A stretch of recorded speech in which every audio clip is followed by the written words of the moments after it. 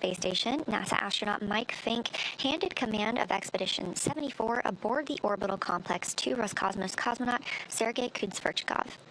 Crew-12 is currently scheduled to launch as soon as mid-February, and alongside our international and commercial partners, NASA is always evaluating the timeline to include other launch opportunities, and we'll provide more information when that's available. As we mentioned earlier, we have a few final steps that Dragon will perform prior to atmospheric reentry. The slew, or the maneuver to deorbit burn attitude, and then the deorbit burn itself. This deorbit burn is the last time that the forward Dracos, which are the 4 thrusters located on top of the spacecraft, just under the nose cone section, it's the last time that they will ignite for this mission. The deorbit burn will place Dragon on a precise trajectory to return to the splashdown zone, as I mentioned earlier, that is off the coast of San Diego. We expect this burn to commence around 11:51 p.m. Pacific time. It will last about 13 and a half minutes or so.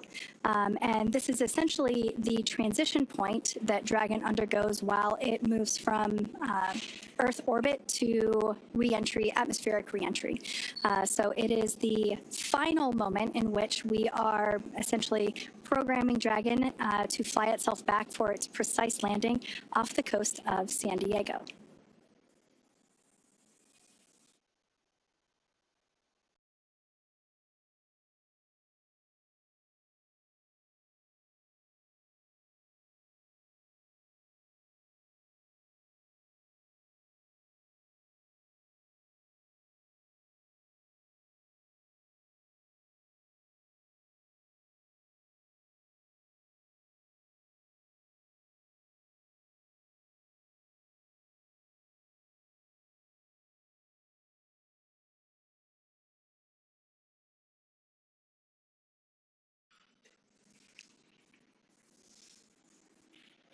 So the view that you saw there moments ago, that was SpaceX Mission Control that's located here in Hawthorne, California, just off to my side. That is where our teams monitor Dragon, checking in on all of its systems to help make sure that the crew has a safe journey. Our team there in Mission Control will be following their progress all along the way. You can see operators there on console or on headset, and there are 6 key positions who are monitoring the health of the vehicle and the crew. The mission director, responsible for mission success, is in charge of the room. And then there's somebody that you've already heard once this morning. That person you'll hear talking to the astronauts throughout our operations today. You see them there on your screen. That is our SpaceX Core, which stands for Crew Operations and Resources Engineer. That is the singular voice to the crew. That person is responsible for translating everything that's going on in mission control around them and speaking and delivering those messages efficiently to the crew on board Dragon. Now, the other positions are focused on specific things like vehicle systems and navigation and control, avionics, software, propulsion, life support, and communications with ground segments.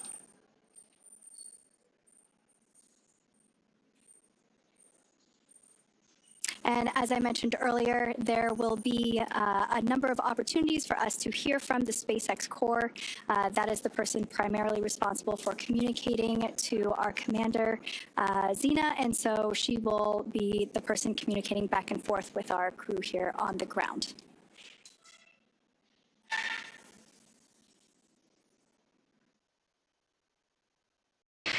Mission Control Houston, on the right side of your screen, is staffed 24 hours a day, 7 days a week, 365 days a year.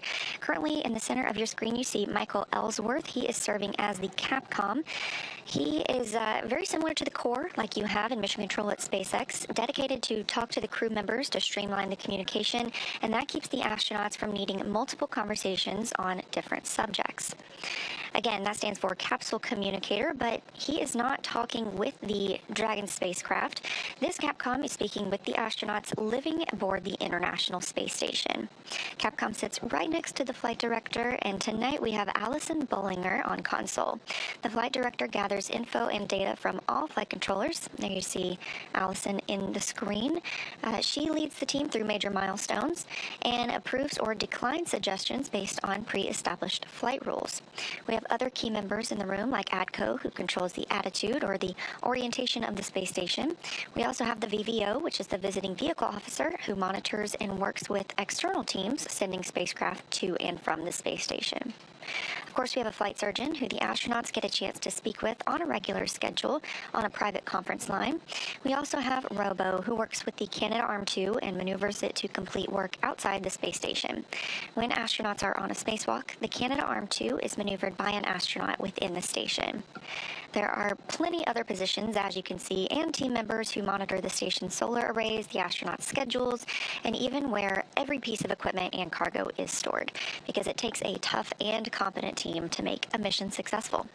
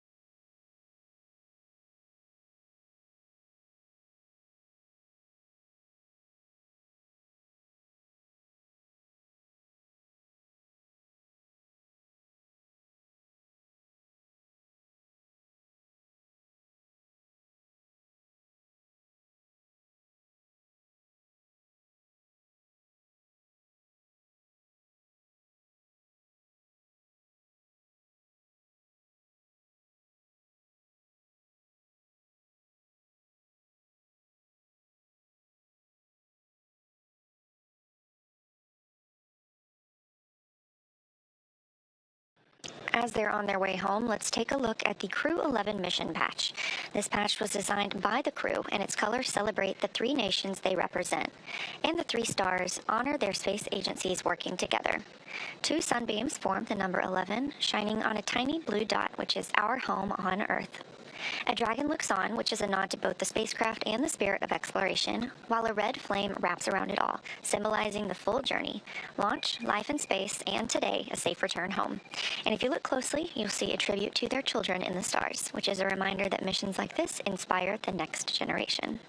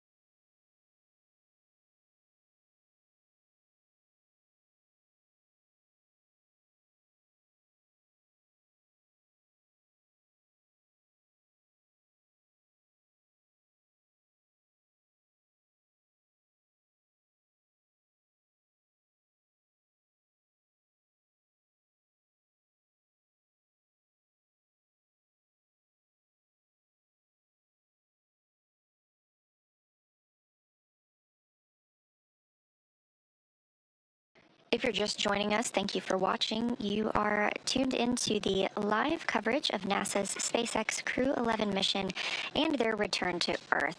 Again, we are expecting their splashdown at approximately 3:41 a.m. Eastern Time, but the next major milestone we're standing by for is the deorbit burn. That's at 2:51 a.m. Eastern Time.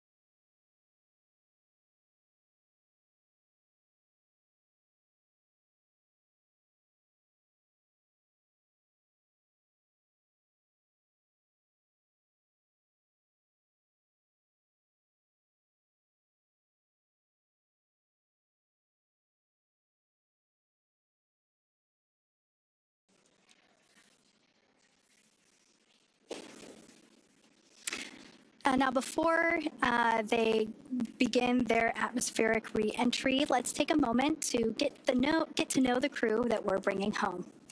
NASA astronaut Zena Cardman is commanding Crew-11. She was born in Urbana, Illinois, but calls Williamsburg, Virginia, her hometown. She's a scientist at heart, with degrees in biology and marine science from the University of North Carolina at Chapel Hill.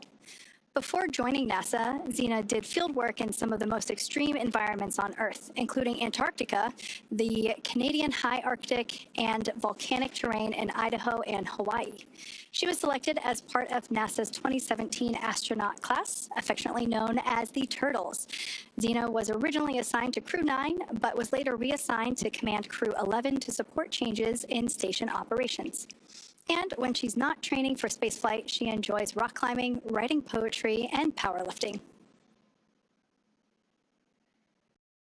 Next up is your Crew-11 pilot, NASA astronaut Michael Fink. He's a Pennsylvania native and a veteran of 3 previous space flights, spending more than a year of his life in orbit. He first flew to space in 2004 as a flight engineer on Expedition 9, then returned in 2009 to command Expedition 18, where he helped prepare the station for future 6-person crews. In 2011, he took part in the final flight of Space Shuttle Endeavour, STS-134, logging 3 more spacewalks along the way. Fink has also been a key player in NASA's commercial Crew efforts, supporting development of the Boeing Starliner. He served as a backup pilot for the Crew flight test, helping shape Starliner's avionics and software from the ground up, and he co-hosted a launch broadcast. Outside of spaceflight, he's a passionate learner into geology, astronomy, reading, and languages. He's conversational in both Japanese and Russian, which is a skill that comes in handy on the International Space Station.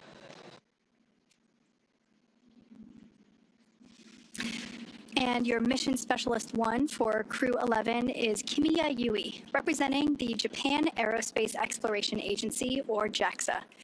A former test pilot and Air Force officer, Yui graduated from Japan's National Defense Academy in 1992 and rose to the rank of lieutenant colonel in the Japanese Air Self-Defense Force.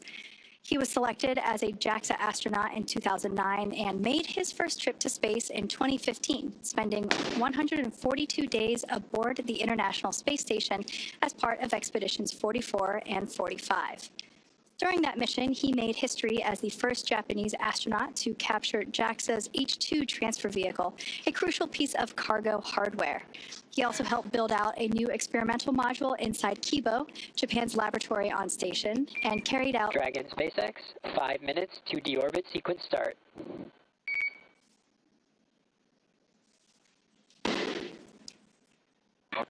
Dragon copy. All right, that was SpaceX Core, just letting the crew know that we're about 5 minutes away from the initiation of that 13-minute deorbit burn. Now back to Kimiya Yui. He carried out experiments, 21 experiments, in fact, on behalf of JAXA while on board station. In 2016, Yui was named chief of JAXA's astronaut group, and today he is on his way back to space, or excuse me, is on his way back from space. And rounding out the crew, we have mission specialist Oleg Platonov, a cosmonaut from Roscosmos, Russia's space agency, and a graduate of the Krasnodar Higher Military Aviation School of Pilots, where he earned a degree in engineering and the rank of lieutenant.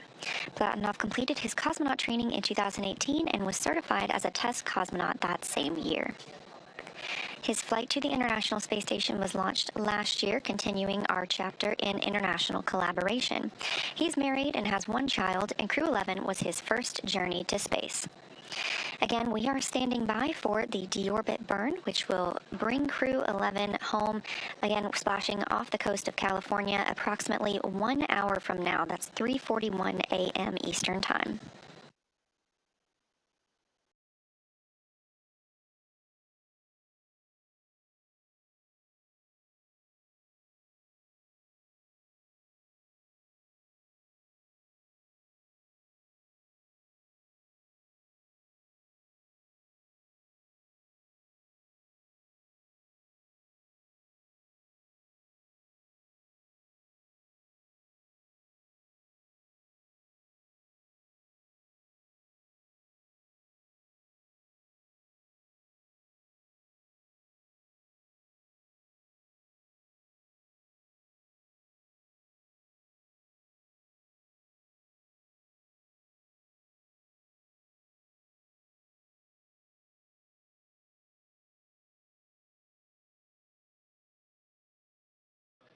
During their time in orbit, Crew-11 celebrated 25 years of continuous human presence aboard the International Space Station.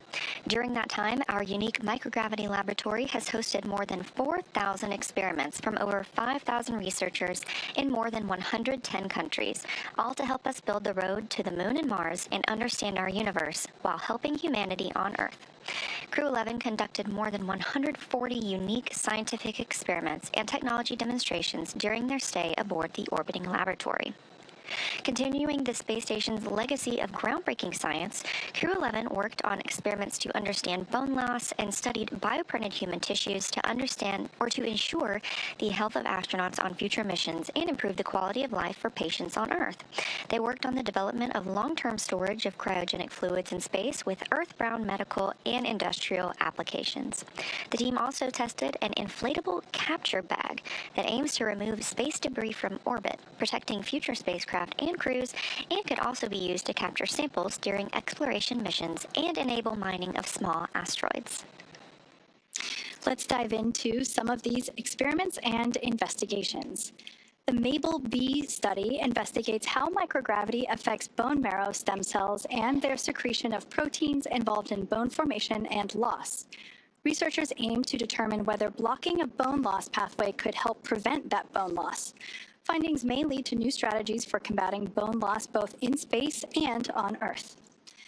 MVP Cell 07 studies how bioprinted liver tissue with blood vessels matures in microgravity, focusing on cell behavior and tissue development. Researchers are examining how space may affect the structure and function of these engineered tissues.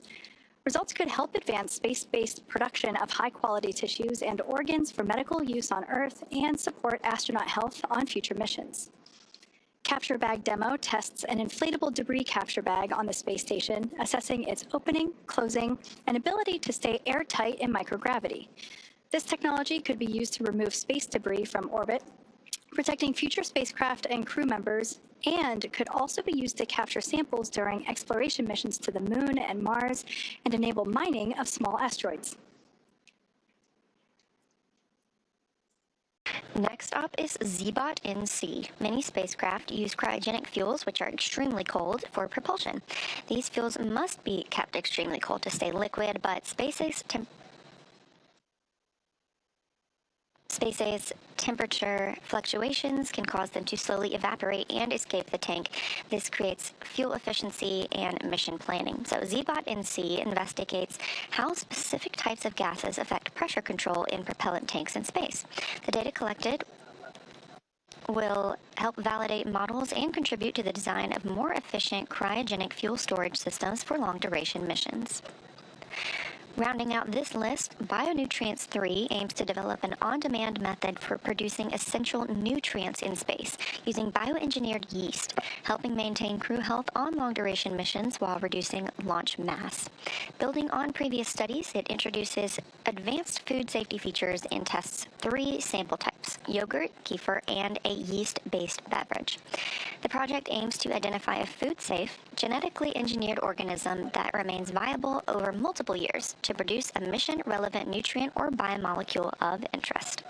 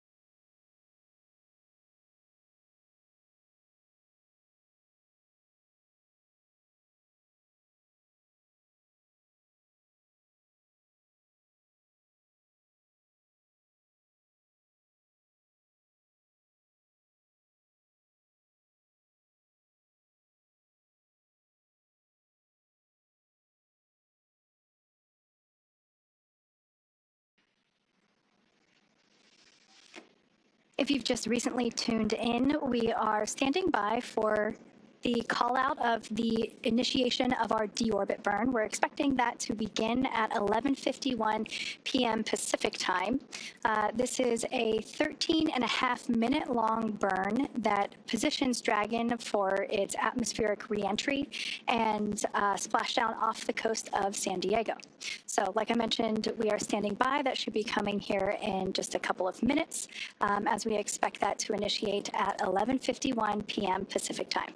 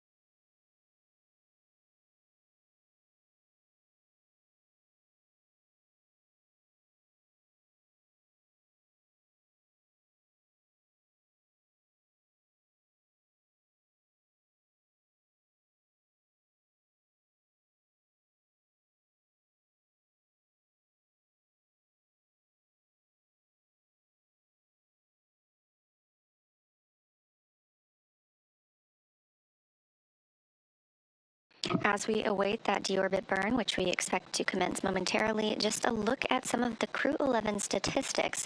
Their mission will last 167 days by the time they splash down, with 165 days spent on the space station. That means they traveled 2,672 orbits of Earth, which is over 70,856,752 statute miles. We're hearing about 30 seconds until that deorbit burns start. During their time in space, this crew saw a total of 5 arriving vehicles and the departure of 3 vehicles.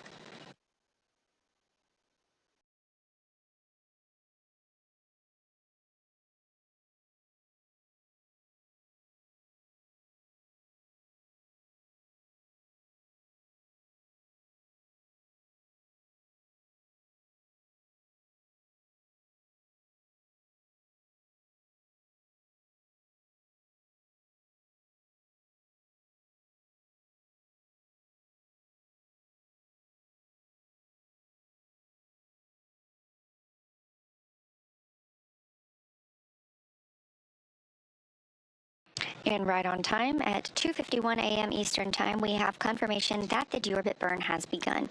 This burn is expected to last over 13 minutes. For these return and splashdown operations, the United States Coast Guard, in coordination with SpaceX and NASA, establishes a safety zone to ensure public safety and for the safety of those involved in the recovery operations, as well as the crew aboard the returning spacecraft.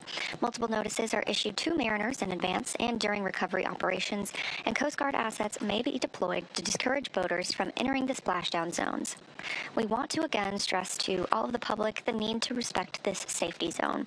Recovering a spacecraft from the water is a hazardous operation, and any other boats interfering increases risk to the astronauts in the capsule, the teams working to recover them from the water, and the safety of those that come too close.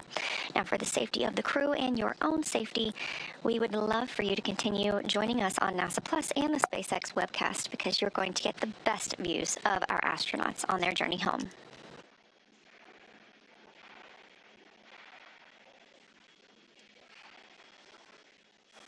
Like Leah said, the best views will be coming to you here on our webcast. However, if you are in the Los Angeles area, the San Diego area there in Southern California, I do encourage you to step outside about 12:30 a.m.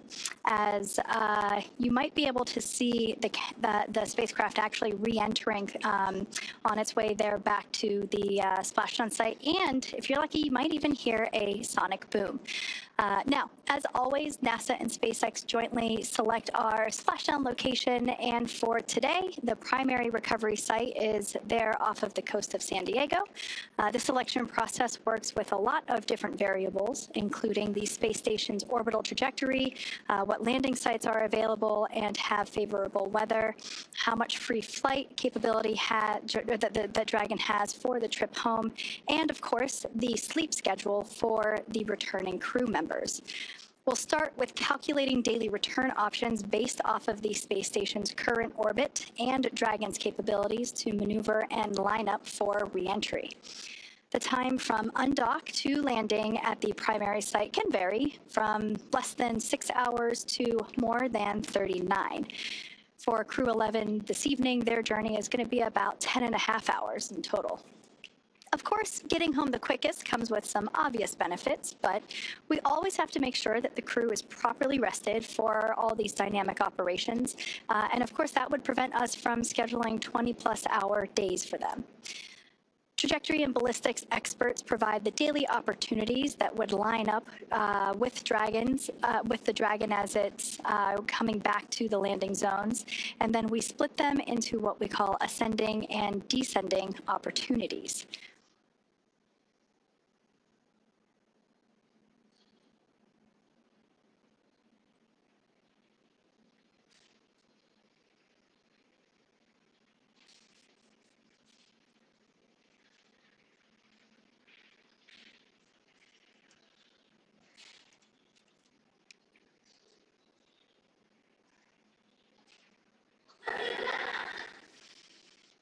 Okay, so we still have a few minutes left to go here in this deorbit burn. As I mentioned before, this is the transition of the Dragon spacecraft from Earth orbit to atmospheric reentry. This is lining the spacecraft up for its precise splashdown location there off the coast of San Diego. So in a couple minutes, in fact, we expect this deorbit burn to conclude at 12:04 a.m. Pacific time. So we will stand by and await to hear the call for nominal burn. When we hear that, that will confirm completion of this deorbit burn for Dragon Endeavour.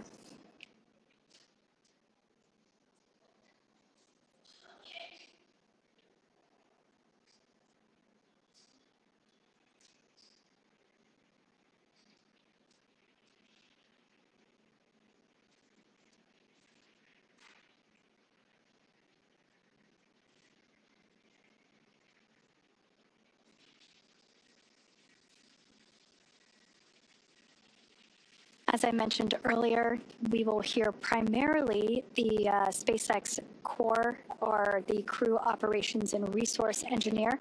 That is the primary role in mission control that is responsible for communicating with the Crew-11 spacecraft. That individual is seated there on the left-hand side of your screen. That is SpaceX Hawthorne Mission Control. Also seated there, I believe I see my boss, SpaceX Vice President Bill Gerstenmaier, sitting there in the front row. This group of operators are standing by and monitoring Dragon's progress throughout this burn.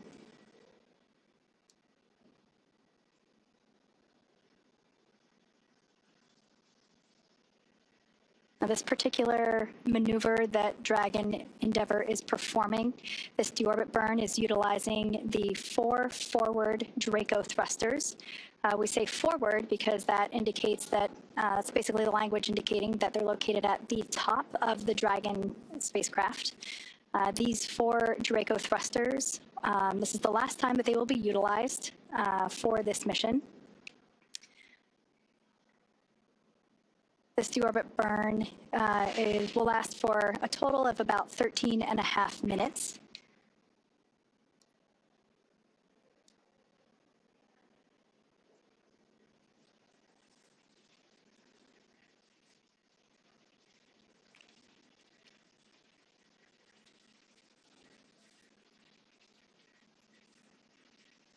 Okay, we still got about 6 minutes left in this deorbit burn.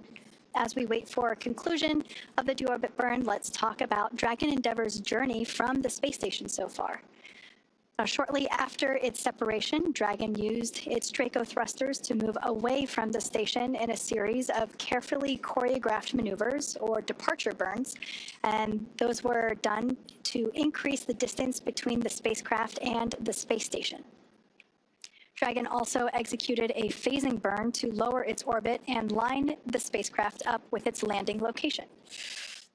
Following the phasing burns, Dragon is now completing its deorbit, which will be followed by reentry and splashdown. During the deorbit sequence, several things will happen, including trunk separation, closure of the nose cone, as well as deployment of the drogue and main parachutes, ultimately followed by splashdown.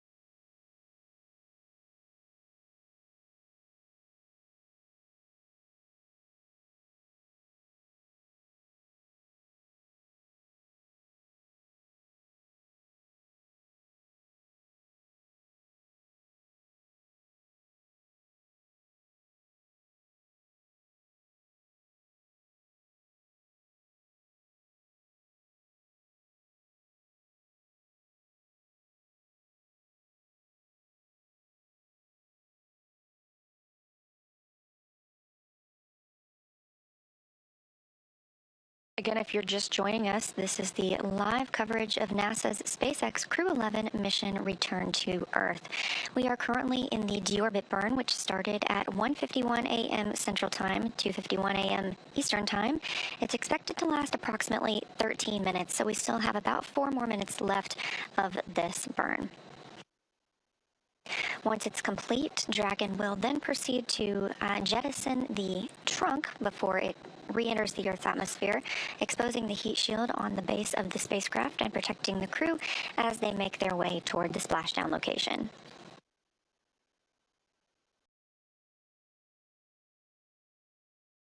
And we are anticipating splashdown at 3:41 a.m. Eastern, 2:41 a.m. Central Time off the coast of California.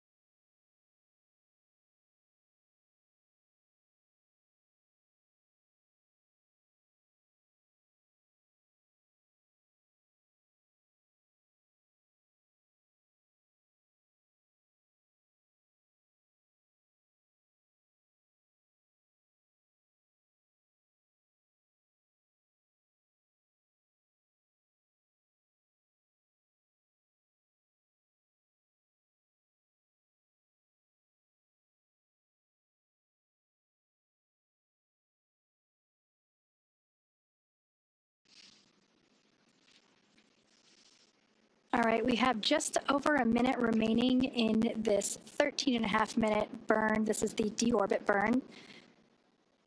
This is the final burn for the forward Draco thrusters. It is placing Dragon on its final trajectory to the splashdown location off the coast of California.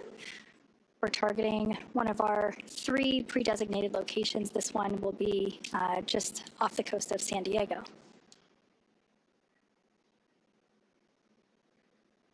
Shortly after the burn concludes, we should hear a call out indicating that the burn was nominal. This would be good news and letting us know that we are continuing with progression of our milestones. After deorbit burn, we will jettison the trunk and have atmospheric reentry.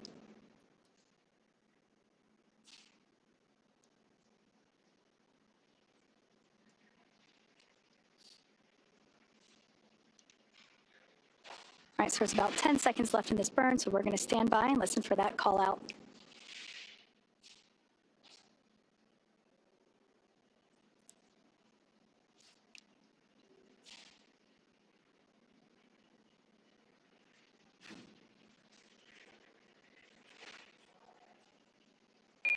Dragon SpaceX, deorbit burn complete.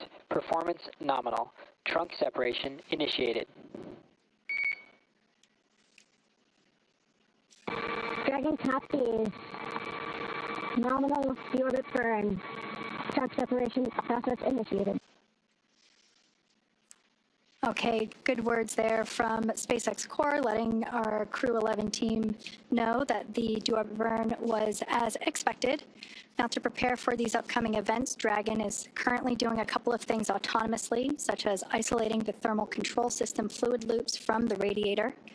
This system is what will help keep the internal temperature of Dragon comfortable during the crew's reentry. Dragon is also initiating separation of the claw mechanism, which will terminate all data, power, and fluid connections between the spacecraft and the trunk, and that is all done in preparation for trunk separation. Nominal trunk jettison. Dragon copies.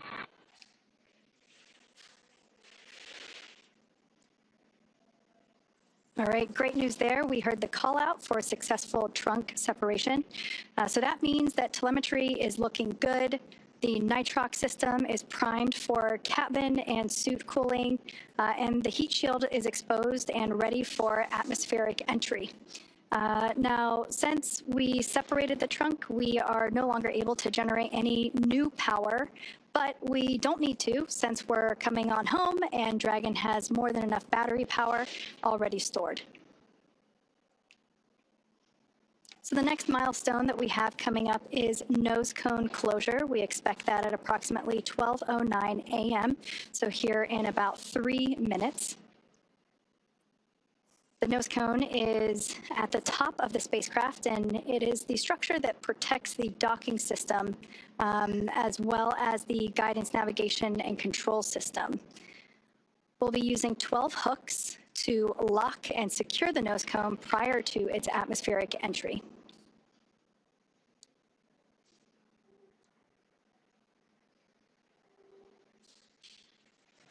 That's right, we are standing by for nose cone closure, expected just a few minutes from now, and as you can tell, things are picking up a little bit more quickly as we prepare for splashdown, again expecting that to come at 2:41 a.m. Central Time, 3:41 a.m. Eastern.